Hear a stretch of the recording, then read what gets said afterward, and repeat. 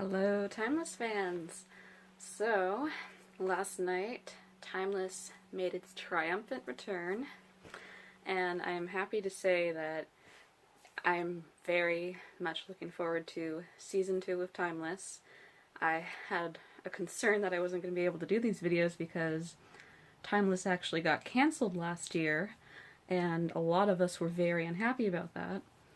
Thankfully, because of the fans' unhappiness, the studio, or whatever TV provider, I guess NBC, decided to give Timeless a second chance, and thankfully history was rewritten and we get Season 2 of Timeless. And I actually almost forgot that it was premiering this week because I, for some reason, hadn't been seeing the commercials for it. I don't know why. But thankfully I was able to catch it last night, and I have to say it was a really good opener for Season 2. So just to give a quick summary about the end of last season. So we learned that Lucy's mother is also a part of Rittenhouse, not just her father. So she's technically like Rittenhouse royalty. And we also saw what happened to Garcia Flynn. He was the antagonist for Season 1, and he was taken away by the feds, or whoever took him away, and he blamed Lucy because he thought she was a part of that happening. And we actually didn't see what happened to him after that, and we actually weren't sure if he was going to be coming back this season, and I'll get back to him. And also, like, Wyatt's decided to move on from his wife because every time he tried to figure out what happened to her or tried to stop her murder, it just didn't work out that way. So I don't know if we're actually going to see what happened to his wife or not, but it looks like Wyatt's developing feelings for Lucy now, and I get the feeling if they want to toy with them, they will bring back the wife somehow. Just watch it. It's gonna happen. That's how they do it. So yeah, basically everything was kind of left up in the air, where Jia was having visions because she was a fourth passenger in the time machine, and they're not supposed to have 4 passengers.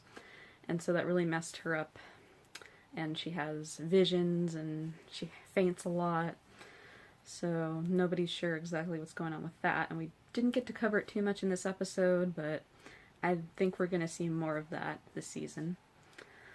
And so yeah, Rittenhouse was disbanded last season, and we thought it was over, but like I said, we learned that Lucy's mom is also Rittenhouse, so Rittenhouse lives on through her and other agents that apparently they've placed throughout history. So we're going to see how that happens this season. What their purpose is, we still don't really know, and we're going to find out, hopefully, by the end of the season. So let's start with episode 1 of Season 2. So this episode, like, I'm gonna just mention this, the summary at the beginning was awesome. I usually don't enjoy the summaries where they show everything that happened in the previous season, but this one they actually made work by showing like all the past adventures and events that happened, and they did a great job with that. I think that really hooks the viewer, you know. So we basically start where Wyatt and Rufus are trying to contact Lucy, and we see Lucy's house where it looks like a fight broke out. There's broken glass everywhere and everything's just in chaos, but we don't see anybody there. So obviously Lucy was taken by force. I don't know how many people are working with Rittenhouse at this point in the present, but we do learn that Emma, who we met last season, she's actually a big part of this now. She was technically a sleeper agent, I believe, and I don't remember which time she came from, but she was in Missouri, like maybe I want to say it was in the 1800s. And so now she's back in the present. She was helping Flynn last season, but now she's working with Lucy's mother. And I'm guessing that both of them took Lucy by force. And then we see an explosion happen at Mason Industries, and we don't really see exactly what happened with that. It's just a few weeks pass, and we're basically now in the bunker where Agent Christopher is, and Mason's also there, and Jia. So it's basically a much smaller team than it was last season with all the people that were a part of Rittenhouse. They're gone, and Mason Industries only has the few people to rely on. So they're trying to fix the time machine because it was a little damaged in the explosion, and eventually they do get it running, and they figure out where Lucy has been taken to, which is World War I in 1918, France. And so we actually see Lucy, her mother, and Emma back in that time. They arrive there in the Mothership. I don't know how they got a hold of that. I don't remember if they showed that last season, but anyway, they have the Mothership. And they're back in 1918 France. And Lucy is actually pretending to be okay with being a part of Rittenhouse. It's kind of like, I wonder if they tried brainwashing her or something, but we never really saw exactly what happened. But her mother noted something about her progress of accepting that she's Rittenhouse, so clearly something happened and we just didn't see. But Lucy's just pretending to be loyal to Rittenhouse because she wants to finish them. But until then, a lot of crazy things happen. So they end up in a camp near where the battle's happening, and they come upon a soldier, or rather the soldier is brought to them by another soldier, and he needs medical attention. And so they're trying to help him, but then when they take a I can't say it. You know the medical device where you go like that and you try to bring people back to life? Defibrillator? I think I'm saying that right. Anyway, they take that out, and the soldier that brought the other guy in, he's really confused about all this technology, and then he starts panicking, and then Emma shoots him, not fatally, but wounds him, and then she gives the gun to Lucy to finish him off. And because Lucy's pretending to be loyal to Rittenhouse, she has to actually kill the guy. And you can tell, like, on her face how shocked she is when she actually does it. She apologizes when she does it, but still, like, Lucy's never killed anybody before. So that was a really big thing to happen in this arc of hers. That was an intense scene. So, eventually Wyatt and Rufus do make it to World War I in 1918. And they attempt to find Lucy, and they do find her eventually. She's gone off to get water, and she actually finds grenades in a tent, and she's going to use them to blow up the Mothership. And that's where she finds Rufus and Wyatt, and that was actually a really nice reunion that they had. And so she's explaining what she was going to do, and then they decide that they're going to blow up the Mothership for her. And we actually learned that Lucy was willing to be stuck in that time just to make sure Rittenhouse was ended. So that was actually a very noble sacrifice that she was going to do. And I think that kind of made up for killing the soldier, but still very dark. So then she returns to her mother, and they're trying to get an x-ray machine for the soldier, because they don't exactly know what's going on with him, and they can't help him unless they know. And they find the Curies, who are helping out the soldiers at the camp. We see Marie Curie, and we see her daughter Irene, and this was actually one of the funniest exchanges that Irene and Lucy had. Lucy basically said, because Irene actually speaks English really well, she says, "Your English is excellent.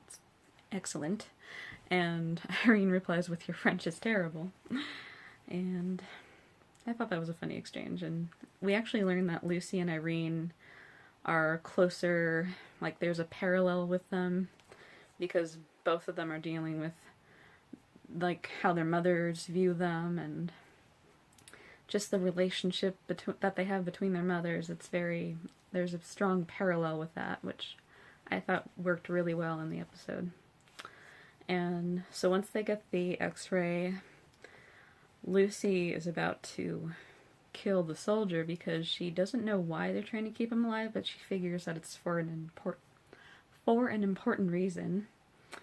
And she's about to smother him with a pillow, and her mother walks in and she says, "I was hoping that Emma was wrong about you," because she now knows that Lucy's loyalty is fake. But however, she does manage to let her off with a warning, and she doesn't tell Emma anything, so I felt like that was actually really interesting. It still shows that her mother does care about her. Like, she wouldn't just turn her over even though she knows the truth of Lucy's falseness. So there was a little bit of hope there for the mother. And eventually they try to get back to the Mothership, and they unfortunately stumble upon the Curies, who have themselves stumbled upon the time machine. And unfortunately this means that they have to die. And Emma's about to kill them, but Lucy steps between and she's like, "No, don't do this." And this is when Emma points out that she actually found the grenade in Emma's bag because she kept, in Lucy's bag, because she kept one of the grenades in there that she had taken earlier. And she had figured out the plan that Lucy was going to do. And so technically Lucy's cover was blown, no pun intended. And so Lucy's mother still doesn't really want to, she doesn't want her daughter to be hurt. And eventually, thankfully, this moment is interrupted by Wyatt and Rufus, who threaten to kill the body that they're trying to save. So they do let Lucy go back to them, but unfortunately, like, when Lucy tries to give her mother a second chance, like, to come with them, she doesn't, and that breaks Lucy's heart. So eventually Lucy's mother and Emma leave with the body in the time machine, and I guess the Curies are spared, which thankfully that happened because that wasn't supposed to happen in history. So yeah, basically when they get back, Lucy's very shattered about her mother. Like, she's also been confirmed by Emma that her sister's not coming back as long as her mother has something to say about it. And I think that's awful that Lucy's mother doesn't want her other daughter to be alive. Jeez. But anyway, so Lucy's just feeling very broken, and she's kind of in the place where Wyatt was. I actually read this online, and I agree. Lucy's kind of having Wyatt's arc now, where she has nothing. Her mother is evil, her sister's gone, and just, it's a hopeless situation for her. And then Wyatt's trying to comfort her, and this actually leads to a moment where they almost kiss. And then they're interrupted by Jia. Which, okay, but it will happen. We've seen it in the previews. So, this is going back a little further back into the episode, where Wyatt and Rufus found a cell phone, which we actually opened with that scene in the episode.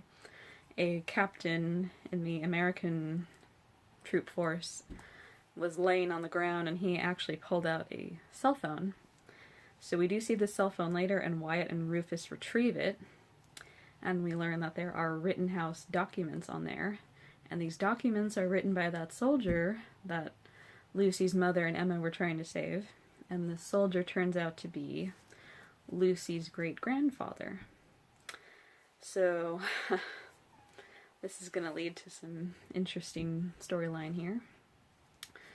And the documents are basically saying what Rittenhouse wants. They want to create this perfect world where everything's controlled, and it's basically not a good kind of perfect. Kind of like, as they've described it, as a mix between Hunger Games and The Handmaid's Tale. And that is terrifying, really. So we don't entirely know why Rittenhouse wants this, or how they're going to get away with this, or how they're going to do it in general. So we're probably going to see that unfold throughout the season. And yeah, I mean, this episode it was really good. The season looks great. And I'm so happy it's back. I was worried we weren't going to get a season 2 and everything was going to be left in the air. But thankfully, thanks to you guys, the fans, the show has been brought back. History was changed. And we didn't even need a time machine. So, I'm going to say that I'm very happy. I'm ecstatic that we get to see season 2, and I hope you guys enjoy the ride, because I'm not sure if we're going to get a season 3, but we at least got season 2, and we'll see what unfolds with Rittenhouse. And I almost forgot the most important part. I was going to mention Flynn. So, at the end of the episode, they want to decipher the documents more, and Agent Christopher goes to the facility where Flynn is being kept. And basically they want his help in figuring out what Rittenhouse wants. And Flynn responds with he wants to speak with Lucy. So we know that he had some sore feelings towards Lucy at the end of season 1, so not sure how that's going to play out. I get the feeling he might betray them at some point if he does end up helping, but we'll see. It's hard to know. But yeah, my theories for the season is that Lucy and Wyatt are going to fall in love, but somehow his wife is going to return. That would really suck.